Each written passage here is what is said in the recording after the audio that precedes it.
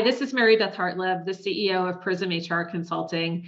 Throughout the month of March, I'm interviewing inspiring women from around the world in celebration of Women's History Month.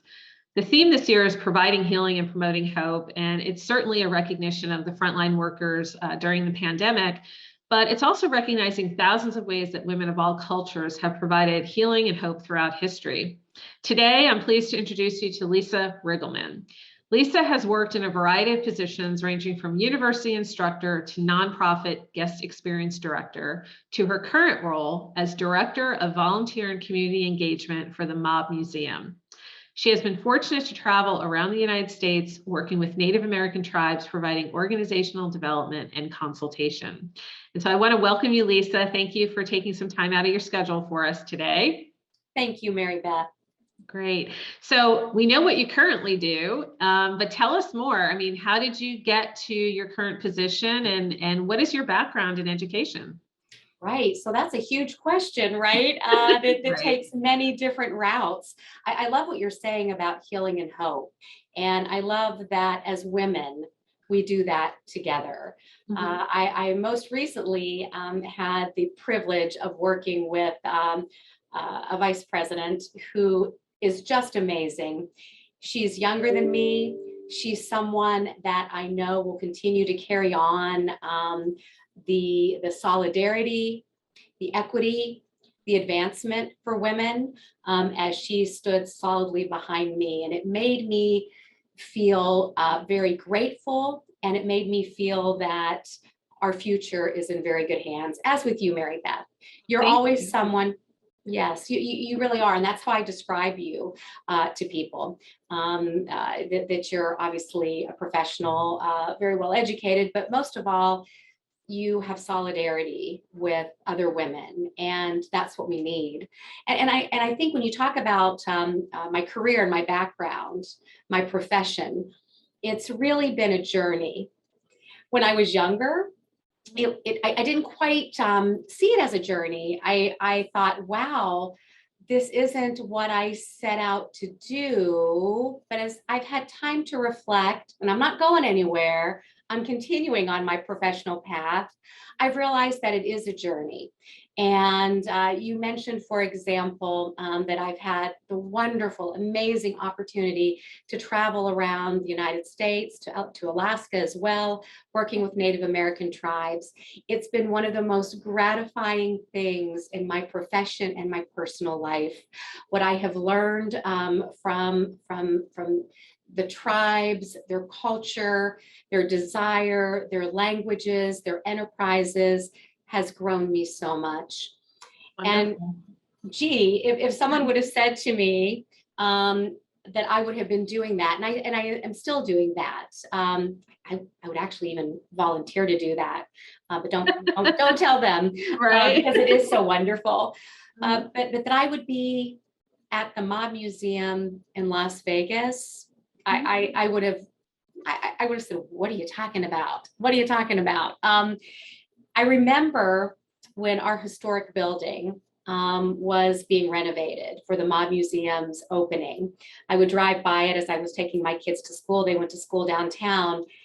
And I was just amazed at this beautiful historic building. And then I started learning more and more about what the Mob Museum was going to represent. And so I'm just thrilled to be here, mostly because it's kind of how my journey has progressed. Yeah. With the mob? With the Mob Museum and law enforcement. Right. And law enforcement. I mean, we're fabulous. You know, if you haven't been down here, you need to come visit. We are. I have. Yes. Yeah, your 10th gala was wonderful, and yes, I highly recommend it. It's one of the amazing museums that we have in Las Vegas for sure. And I like what you said too about, you know, it's really a journey, you know, where we set out, and some of us know I'm going to major in this in school and this is what I'm going to do. And some people follow that. But for the most part, what I found throughout my career is that being more open to opportunities and experiences and things that will grow you in different ways, it really makes the journey very interesting and rewarding and fulfilling as well. And, you know, not to think that okay, I've done human resources for 30 plus years, but I've done other things as well. And I think it's important to think, I'm not locked into a box. I know I've talked with students who are like, I just don't know what to major in. It's like, that's okay. Because, that doesn't, just because you major in something in college, or a 2-year, technical apprenticeship or whatever your career path is, it doesn't mean that you're going to stay there, so it's like, I love that, you describe it as a journey, and you were absolutely glowing when you just talked about your work with the Native American tribes. And to me, that tells me that that's a passion of yours, and that's something that is so rewarding and fulfilling for you, which is wonderful. It most definitely is, Mary Beth. If we're fortunate and we make the right choices to be in a place, because it is a choice, everything we do is a choice. Right. When I hear people say, I have to go to work, it's like, well, no, you don't have to go to work. You choose to go to work, even if it's not the profession you're going to stay in forever. You choose to go to work. You might be choosing to go to work because you're funding a dream. Right. Right. And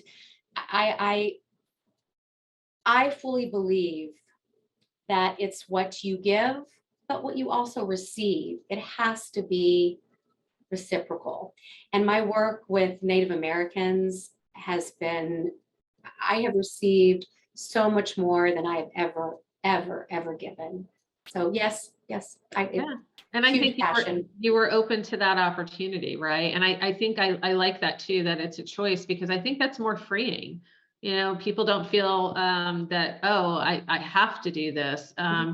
We all have to pay our bills and et cetera. And maybe it's a short-term solution to getting to the next step and where you want to be and setting goals. But again, I think if you view it through the lens of everything I'm doing and the decisions I make are a choice, it doesn't feel so restrictive.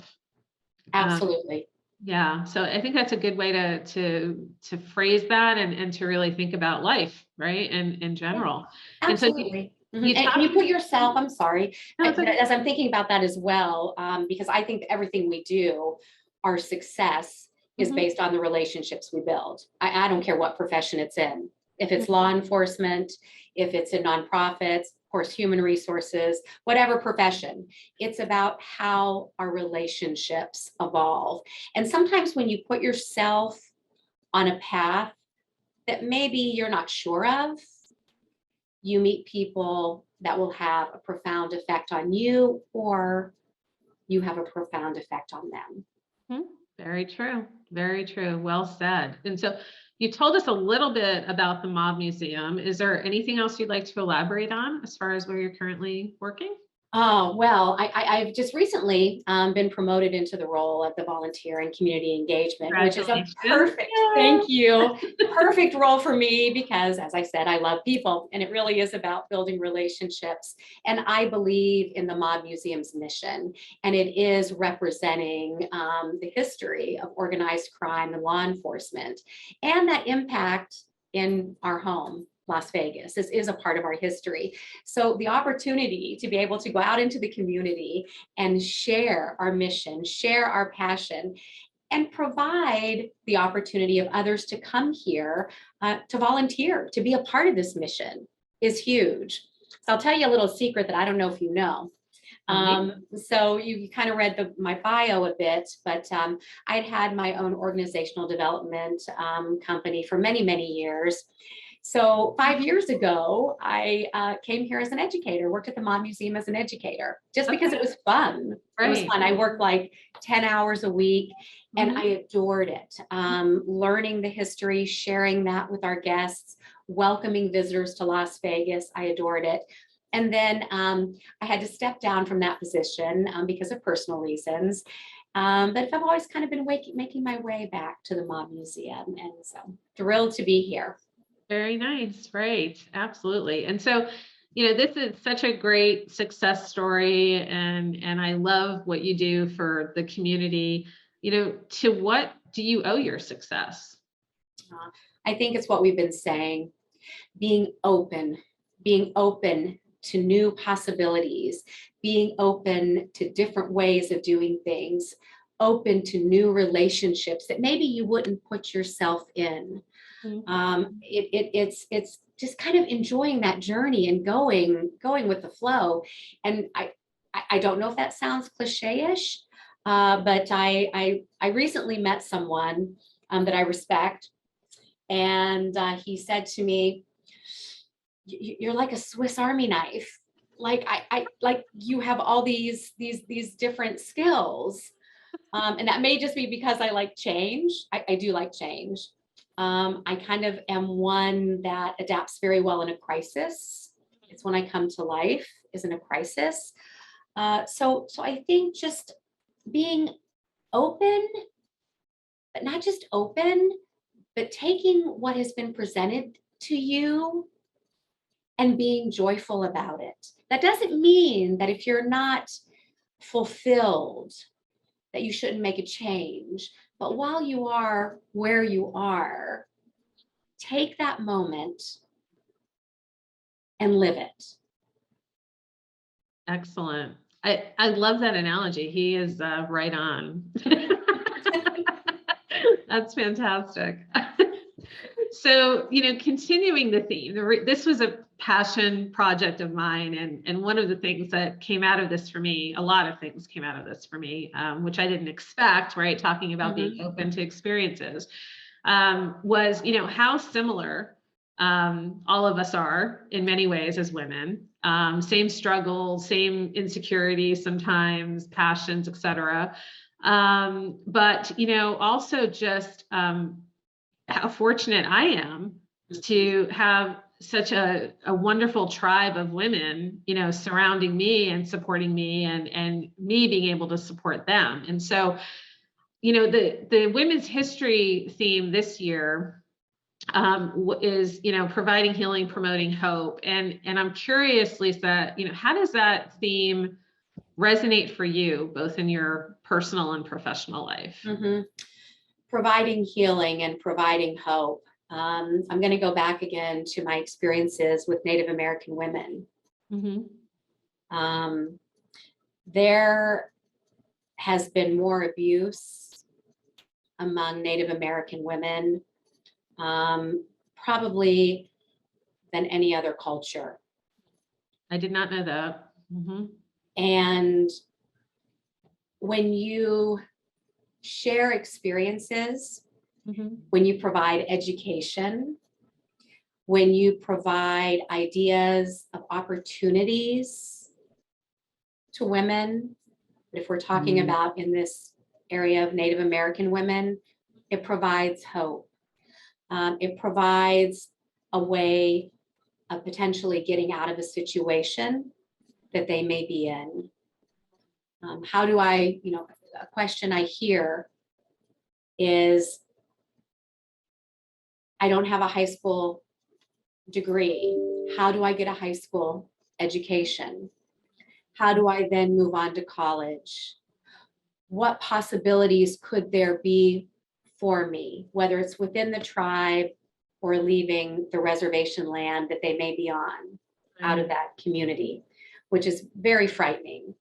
And so it's that's one situation. I have a pair of earrings that a woman gave me, and I wear them often, and they were hand beaded. And it was the last day of class, and she gave them to me, and she was older.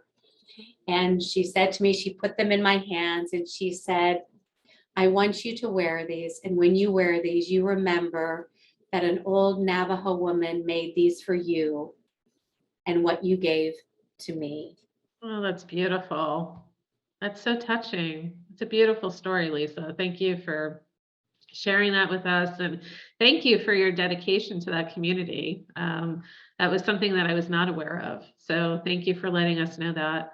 And, speaking of, kind of wrapping our short interview today, I've often talked, and you and I've talked about the importance of being role models, right? And I think you just exemplify that with your work with these women. If you had one piece of advice to give other women and, younger women, girls that are, looking at us, right, as role models. What is that one piece of advice? Be patient, but be passionate. Mm-hmm. I don't know. Are those contradictory terms? Maybe a bit. Maybe a little. Yeah. And for women, especially women that are in leadership roles, be careful not to judge. If you have a young woman who's working with you, if you have a woman that's re-entering the workplace, if you have a woman who's beginning a new role, be careful not to judge. Provide support. Provide mentoring. Provide opportunities.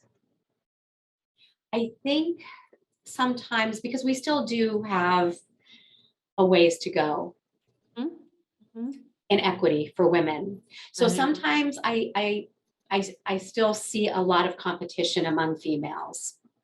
So if we see a female who may be shining too brightly or maybe not shining enough, we may respond inappropriately. So I would say to those women who are in roles of leadership, be patient, but be a mentor.